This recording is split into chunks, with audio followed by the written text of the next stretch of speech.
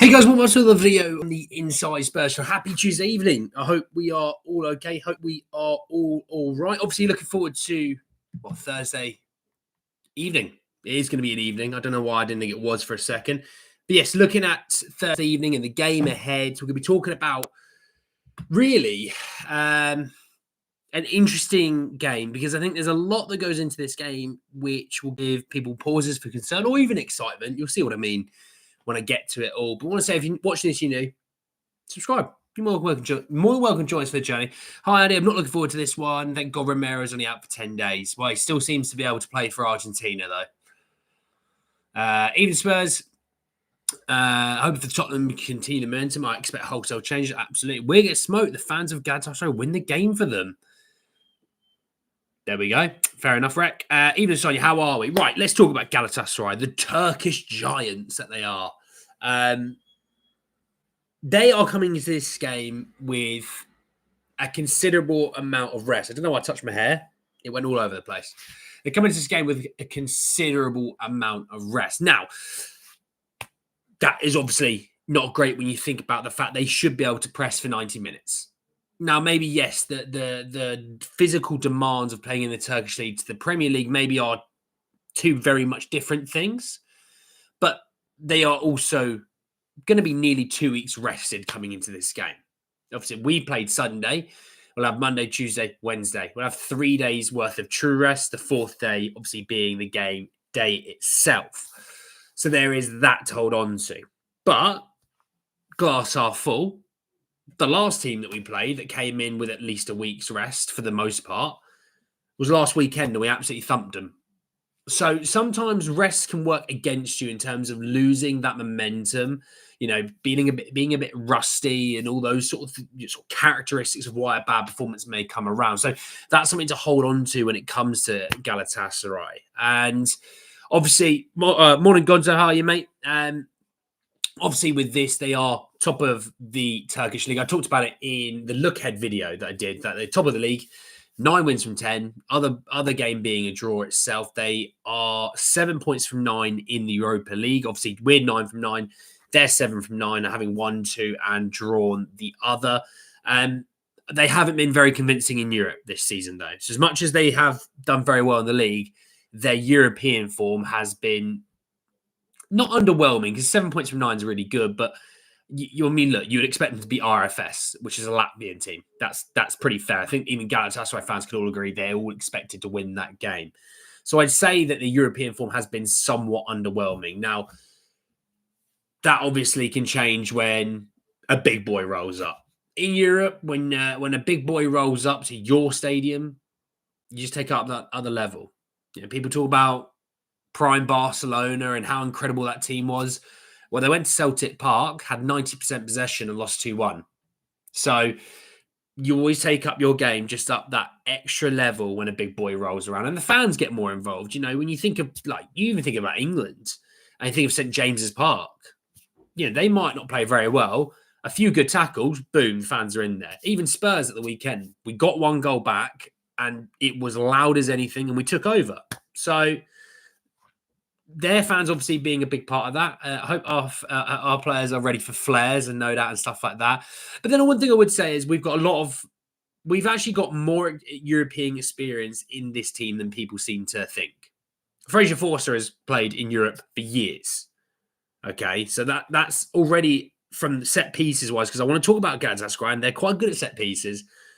One thing you counteract good set pieces, a monster of a keeper. And I don't know many keepers that are bigger than Fraser Forster. He's an absolute unit of a man. And I do actually expect him to start, by the way. You'll see why. I'm going to come to my team in a minute. Ben Davies, plenty of European experience. Plenty. Okay. Pedro Porro, good European experience in him as well. I mean, you might even say we might have to play Heung-Min Son.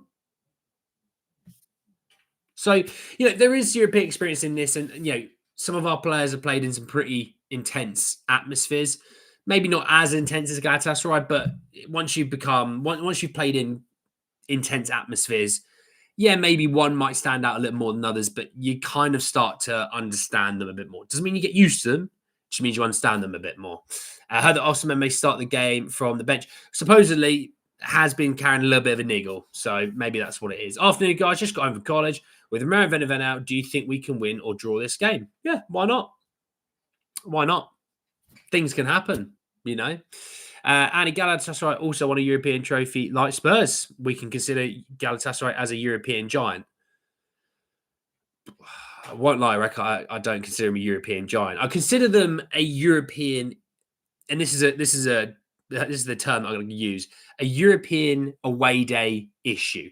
If this was a home game, I genuinely think Spurs should win this game by at least 2, maybe more. The away game is obviously there is the issue there for me personally. Okay. Osimhen and Icardi up front scares me. I don't think you're going to see both of them. What's to go with Moore? Hasn't played for a while. He played a lot of minutes in the space of a week, and I think they probably realised they overdid it just a little bit with the minutes, but they had to because of issues. I think they just scaled it back whilst they could, whilst, Sonny had come back and, there's still Timo there, Johnson and Solanke and Richie was back there. I think they went, let's just scale him back, get him back up to speed again. So I did understand it, to be fair. I was joking, but it's a respected club in Europe. It is a respected club, for sure. They're absolutely respected club. No issues there. So let's talk about a little bit of Galatasaray themselves. Obviously, like I said, having a fantastic season so far. They've played 16 times and scored 40 goals in all competitions. So, again, that's nothing to sniff at. They're going to create chances. They're going to score a goal or 2 against us. Now, in the Turkish league, they have about 55% possession per game. In the Europa League, they have nearly 66% possession. Now, I won't lie. I don't expect them to have 66% possession against Spurs. I don't. Maybe towards the 45% mark, maybe 50%, but I don't see him having 66%, which is my famous last words. In terms of injury issues, Osimhen obviously been training on his own, but it should be all right to feature on Thursday. Ismail Jacobs supposedly still having a muscle strain at the moment. They reckon he might be back, but it might just be a game too soon. But I was looking at Okan Buruk, who is the Galatasaray manager, and I noticed, the fact that they are a highly pressing team. They like to win the ball up high and go from there. Their number 10 also plays quite frequently into playing up front with Icardi or an Osimhen. I know they've played, obviously, Osimhen and Icardi up front. I just have a feeling they won't play both of them. I could see Dries Mertens maybe featuring in behind the number 10. Maybe Osimhen off the bench, Icardi start. Maybe that's the way they go. Obviously, we'll be welcoming back Davinson Sanchez. I think, we're welcoming back Davinson Sanchez, having a really good season, actually, for Galatasaray at the moment, which would be nice to see Big Dave. It'd be nice to see Big Dave. I'm not so sure Osimhen will start the game from the bench. My predicted 11, I've got Forster, Poro, Dragajin, Ben Davies, Dogi, Bentancur, Sar, Madison, Son, Solanke. I don't see it being nearly that strong, mate. Hey, Sophia, mate. I'm good. How are you, my friend? We need to buy a left back, and a winger. Well, do you know what, Adiz? We will talk about some transfers tomorrow. We'll talk about some transfers tomorrow, mate. I promise. But look, in this side of things, they are a highly pressing side. They like to get on the ball. They like to create a lot of opportunities. They're not what I would maybe harshly sum up a Turkish team, which is a sit back, hit you on the counter, make it tough for you, hard to break down. This is more of a front foot Turkish side. So it's something to hold on to with that. Expect them to create chances. Set piece wise, they are the best. And I can't stress enough, they are the most set piece. They've had the most set piece goals scored in all of Europe. So if you are a little bit worried, well, you might be right to be worried. I was talking to Rec, obviously, in the chat right now. Rec hit me up with some good stuff about Galatasaray, saying that he reckons the weaknesses are the left and the right backs. They don't have very good players in their position, and also I obviously know that Sasha Bowie leaving, that plays a part in there. He reckons you can get them in terms of Spurs attack. He reckons you can get them.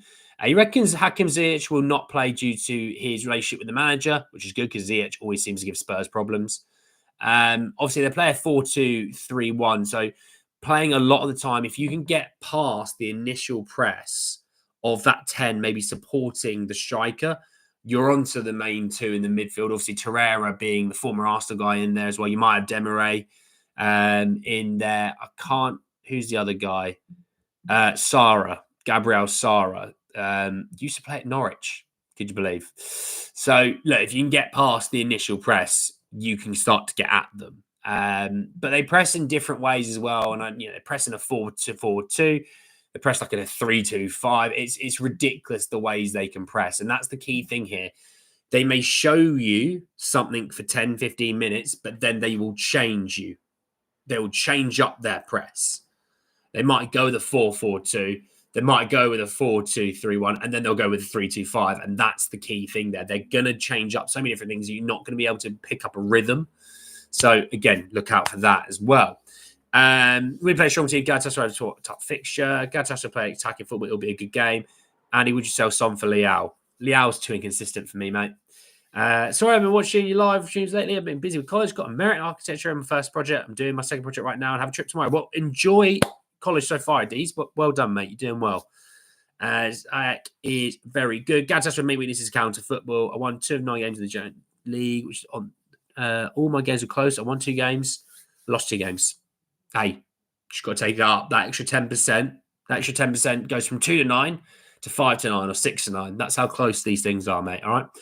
So look, with Galatasaray, there's that. With Spurs, look, I expect changes. I expect Forster to play. You can't intimidate a massive Scotsman. I can promise you that. You can't do it. Set your fireworks off. Set your flares off. Frazier doesn't care. So I'd stick Frazier in goal. Okay, if they're good set piece wise, then stick this 6'5", 6'6" absolute monster in goal.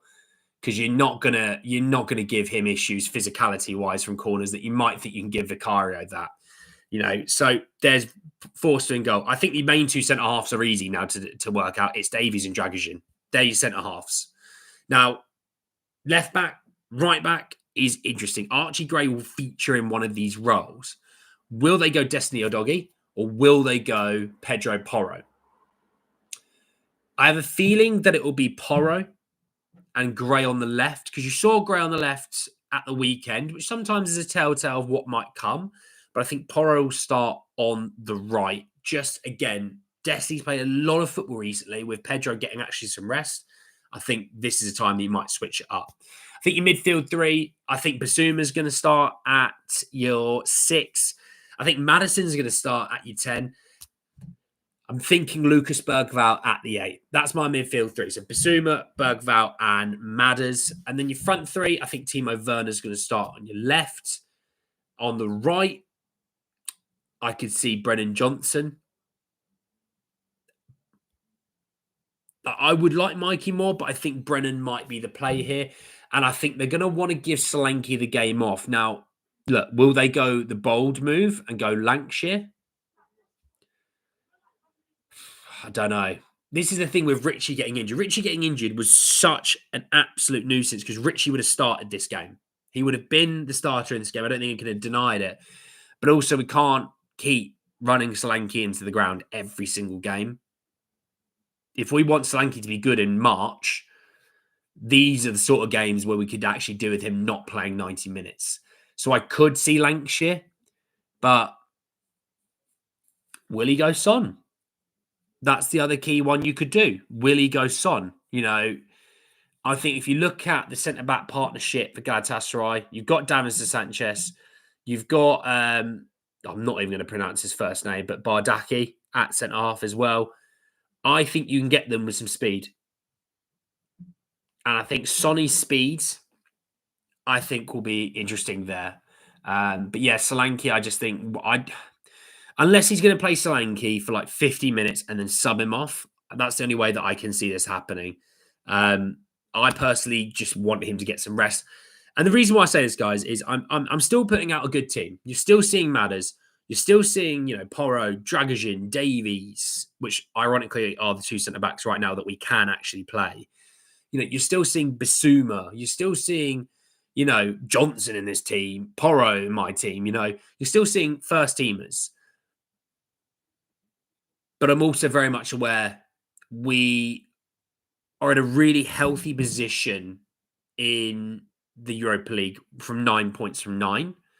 And I actually think in this regard, I'm not saying sacrifice the game. You can still pick points up in this game. Galatasaray are not undefeated. You can't. It's not like there's some beast that you can't defeat. You can still get them, even with a weaker side. You can still get them, but with that,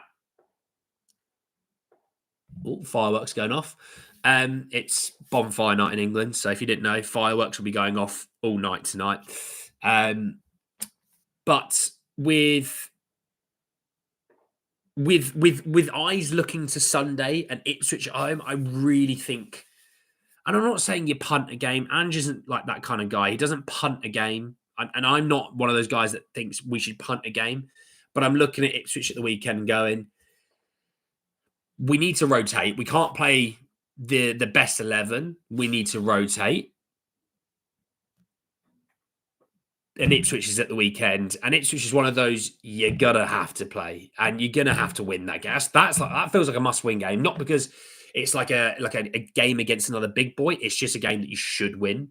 So that's why I think that'll be the game that gets a bit more of the star focus, you know. Vic should start if we want to have a chance with the kids. The team is weak at set pieces and crosses. What should Vic do against the corner from... Well, yeah, no, he wasn't at fault for the corner against Villa. I'm just saying, if you're dealing with a very good set piece side, and Forster rotates into Europe as well, but if you deal with a really good set piece side, then you put the keeper that's better at set pieces as well in there. It's just another thing that is a bonus, you know. Did I watch the Young Boys game? I did. Werner can play up front too. You can. They had a winger that had speed and create a lot of damage. Well, this is the thing. Set pieces, crosses, they're always a danger, you know. I think Lancashire also more to give Brennan Johnson a rest. Yeah, I just don't know if he'll go. I don't know if he'll go Moore and Lancashire, Bergvall, Gray. I don't know if he's going to go all of them, especially when you're playing Ben Davies at centre half, who's obviously a left back. I just don't think he can do all of it and play Timo Werner. That might feel a bit of a punt on the game, if you know what I mean. Obviously, we'll still have some big boys on the bench, by the way. So if, 60 minutes in, you're 1-0 or you're 1-0 down, you go, all right, for 30 minutes, let's just see what happens. Spurs are brilliant when they go 1-0 down. They turn into a godlike side that picks up more points than any team in the Premier League. So, they might go that route. Lancashire start, I'd be happy with the draw. If you know, you know. Look, a draw where the Galatasaray is nothing to be sniffed at. And not for 1 second did I think Spurs will go 8 wins from 8 in the Europa League. Regardless of our issues injury-wise, I never thought that. I would take a draw any day. Hardy, great stream, dude. We got injuries like Romero and maybe Richie, so let's see if Werner can score against Galatasaray. Delhi 20. Not the actual Delhi, but yeah, well, Romero's a sort of a 10-day to 2-week injury, luckily. So Romero will be back for Man City away after the international break. Obviously has a chance to play again for Argentina in the international break.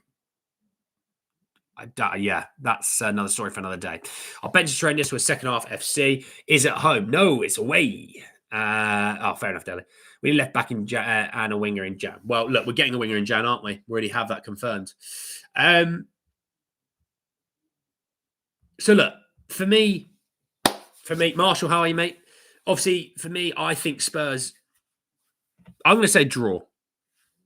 And if I had to go one way or the other, I think Spurs lose. I genuinely do. And that's not to say that we're a bad side and, oh my God, we're awful. And you know what's going to happen? If Spurs lose this game, you're going to get a lot of people coming out and saying how much they hate the club and everything like that. But if I had to go one way, I think this would be a loss. But I'm going to go with a draw. And I'm going to go with a 1-1 draw. And I'm going to go James Maddison to get on the score sheet again. He's going to go back-to-back games with a draw. Back-to-back games with a goal. I think 1-1. I think Osimhen will score theirs off the bench. If not, it'd be Icardi. It'd be one of their two strikers, in my opinion. But I think 1-1 is a fair output on the game. We seem to have injuries in and the wrong places. If we lose Mickey, we lose Kuti. You know, that's not ideal. We lost Sonny for a bit. Solanke, lost Sonny for a bit. Sonny's not 100% fit. Richarlison's now injured. Timo's probably not 100% fit. Solanke, he's running himself into the ground. You know, that's why I think Kulusevski on the bench, maybe 30-minute cameo off the bench. I can see Sonny on the bench, maybe a 30-minute cameo. That's why I think Lancashire might start. I don't know. What do we all think? 2 will draw, or you reckon we're going to nick it 2-1 at D's? Well, maybe. I would love that, though. 3-2 Spurs, love it, Rec. I think we'll nick it 1-0. Decky to score. Jesus. Andy, who should Spurs sign in January? Should sign me, mate. They should sign me. Maybe when I grow my beard back out, they can sign me. Can't for this reason. It's a very good reason. If you don't know what that is, just Google what that is and it'll give you a good explanation. It's a very good cause. It's a charitable cause. But no, I think January is a little while away. We're obviously already signing coming in, don't we? We already have a young winger coming in. They're supposedly maybe looking at a centre-back, which I'm going to do a video on it another time. We're talking about Galatasaray. So 1-0 for me. 1-0. I need to score before half-time. Put all your money on it. Bank it. I turned up to my friend's Saturday League game on Saturday. And they hadn't won a game all season. I turned up, told my friend and his brother, I'll do this, because I used to play Saturday League football. They won 3-2. I don't want to say that I was doing ange like attitudes on the sidelines, but there was a lot of hands in my pockets, looking stern. Just saying. But yeah, for me, I think 1-0. 1-0 is the way that I'm going. Look, obviously, it's famous last words. Obviously, obviously we will be doing the last minute thoughts on Thursday morning. I will do that. Don't worry. But for me, my biggest key battle, I'm going to go, is it Icardi or is it Osimhen? Whoever's starting up front, and give me our centre-backs. That's my key battle. And if both of them start up front, then both the strikers are towards our centre-backs. That's who I think. They're up at 4-2-2 system. I've talked about it already, Marshall. God. For Sapporo, Dragic, Ben Davies, Doggy, Madison, Bergvall, Sarr, Werner, Lancashire, Johnson. No, I think Basuma over Sarr. But I can see the rest. No, I can't see Porro and the Doggies both starting, though. I can see either one and then Gray in the other. Bergvall needs to start. He hasn't played in a while. It'd be a Icardi start. That's what I mean. So what I'm saying is I know Icardi's going to start. I'm just saying if Osimhen starts as well is what I meant. Sorry. If both start, then both of them to our centre backs. If one starts, then that one and our centre backs. 5-0 us. Conservative Gonzo. I like it. What about Mikey? I think off the bench. I think it's just one of those games. It will come and he'll start playing these games a little bit more. But just for your first time, when you think of people like Timo, as much as Timo gets a lot of stick, he has European experience. And that's right now for a game like this where we have injuries and issues, it's not a bad thing to go with. We buy a great player. Right back, shocking. He's a midfielder. Well, the thing is, we've got midfielders in form. So the whole point of him, by the way, was to be signed next summer, but Brentford forced our hand. So there you go. We also have Batman from Chelsea. Well, call me the Joker. Awful. No way Sarr starts his rest. Absolutely. Look, I'm looking forward to the game. Timo scored against us in the Champions League when he was at Leipzig. Timo, in his first stint at Leipzig, was phenomenal. If you don't understand how good he was, look at his stats, see the gameplay. You will see a player who was one of Germany's best attackers by a mile. He was phenomenal. All right. So if we get 75% of that, we've got an unbelievable player. We just need to get 75% of it. But there you go. There's another story. But yeah, let me know down below your thoughts, feelings ahead of the game, your score predictions, who you think's going to start, who do you think key players, all that stuff. Let me know down below. I'll also have a chat with you regardless, even though that I am not live. Obviously, thanks very much for watching me this evening. Enjoy the rest of your evenings. Enjoy the rest of your mornings, Gonzo, my boy. Enjoy the rest of your days, everyone. And I'll speak to you all very soon. Talk a little bit more Spurs and talk a little bit more nonsense. You know how we do it. Enjoy the rest of your days, everyone. Take care. Peace.